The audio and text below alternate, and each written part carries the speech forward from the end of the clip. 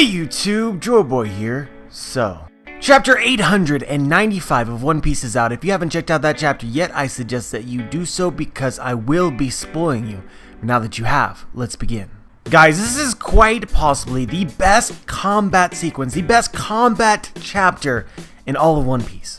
Now don't get me wrong, I have nostalgia for the classic moments when Luffy defeated Crocodile, when Luffy defeated Lucci. The first time Luffy ever used Year Second. Nightmare Luffy versus Oars.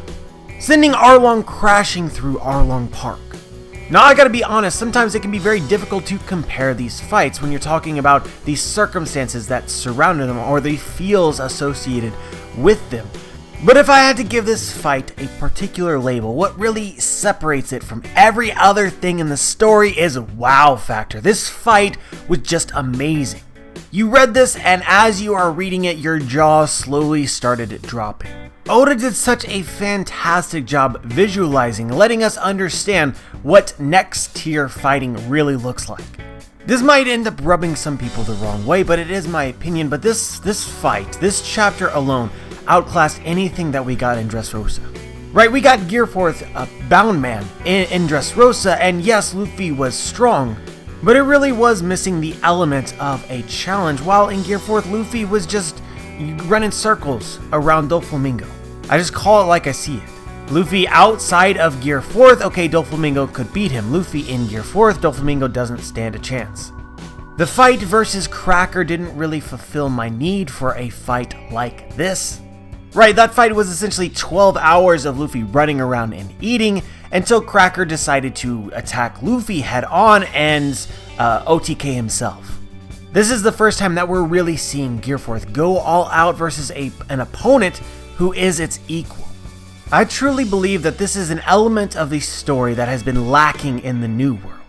Right, since very nearly the beginning of the story, every enemy Luffy has encountered has been some kind of challenge to him. And when they were too strong for how strong he was at that moment, then he would need some kind of power-up.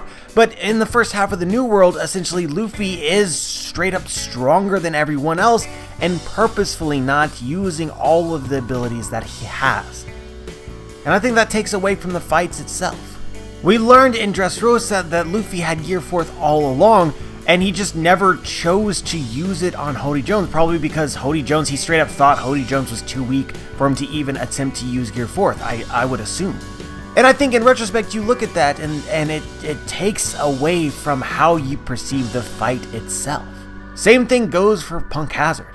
Same thing goes for the vast majority of the fight versus Doflamingo before he unveiled Gear 4th.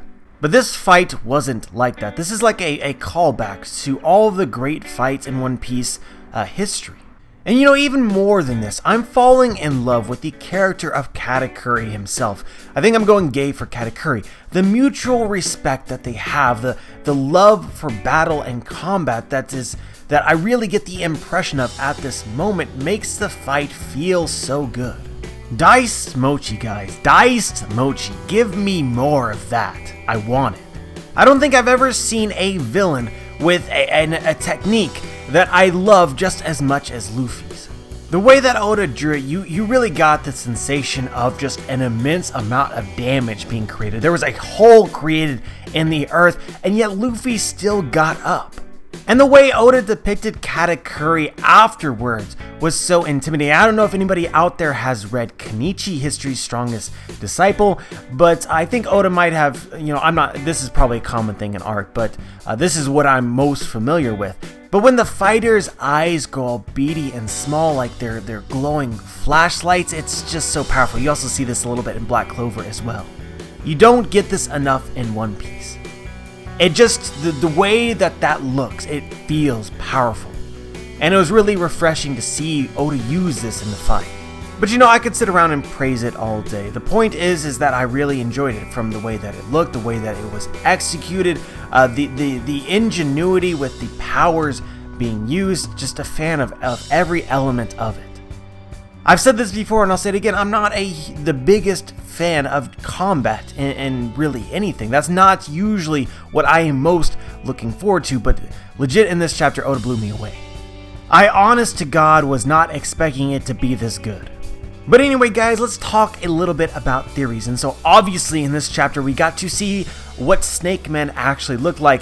And what's funny about this, what's ironic, we were actually pretty close in the speculation last week about Gear 4th Snake Man, where I talked about Luffy's attack Culverine and how that might be some kind of clue or foreshadow to what Snake Man could do, perhaps the strength of that form, and that was partly correct. The specific ideas, though, that I was actually going for did not end up being the case. But this is as we should expect.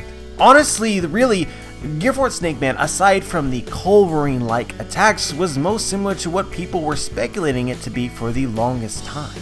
The slimmed down speed version of Gear 4th. You know, along the same lines, I can't remember who sent me this or how many people said this, but a lot of people noticed in the last chapter that Luffy didn't really seem to be blowing into his arm as much as he did beforehand with Gear 4th Bound Man. And this was not something that I ended up talking about, but it ended up being extremely relevant and an important clue because as we could see, that's kind of the premise of Snake Man. Like you would blow less air into your muscles. It makes you faster. All things considered, and again here in retrospect, from the very onset of the Luffy and Katakuri fight, a lot of our initial speculations ended up being the case. How do you hit someone who you currently can't hit? Well, maybe if you get faster, then you can do it. Obviously, Luffy ended up doing it in a different way, but the same concept ends up applying. I also think the vast majority of us were expecting an alternative form of Gear 4th to show up, assuming that you weren't speculating that there would be Gear 5th or Awakening. I really like the feeling of simultaneously calling it. Having what ended up occurring makes sense, but even once we get it, it's new, it wasn't exactly what was expected, if that makes any sense. And I also really like that because Oda set this fight up at the time that he did, with both Katakuri and Luffy already, for the most part, being spent, this also leaves room for the possibility that what we're seeing of Snake Man isn't its full capabilities or its full power level. So we can still be hype looking forward to Snake Man the next time that we do because there might be, Luffy might have other tricks up his sleeve. And this is another thing that really excites me, which is I do think that we will be seeing a lot more of Snake Man in Wano and whatever arcs end up coming next. This was actually a concern of mine in regards to the alternative forms of Gear 4th, which is that maybe the other forms are incredibly situational. So it's basically Luffy going Bound Man all the time, and he would almost never go into these other forms unless, you know, just very specific scenarios. And maybe in regards to Snake Man, this is true. Oda will probably find ways to use it, but it just seems really situational. But Snake Man does not. I would not be upset if this became Luffy's go-to Gear 4th form. But yeah, the only real question that this chapter leaves us with, and usually I focus on these kinds of questions, but this is just not one of those chapters. The only real question is the fight over? And where do we go from here? And honestly, I don't want to speculate on where we go from here right now because I've done that a lot in the past. But as for the fight being over, honestly guys, this seems like both people, both Luffy and Katakuri using their finishing moves. I don't think that their interaction is done, but I think that after this chapter, the fight would essentially be done. But I think that you should always keep in mind that we never really know. Either way, for me, it seems like a foregone conclusion that Luffy will defeat Katakuri.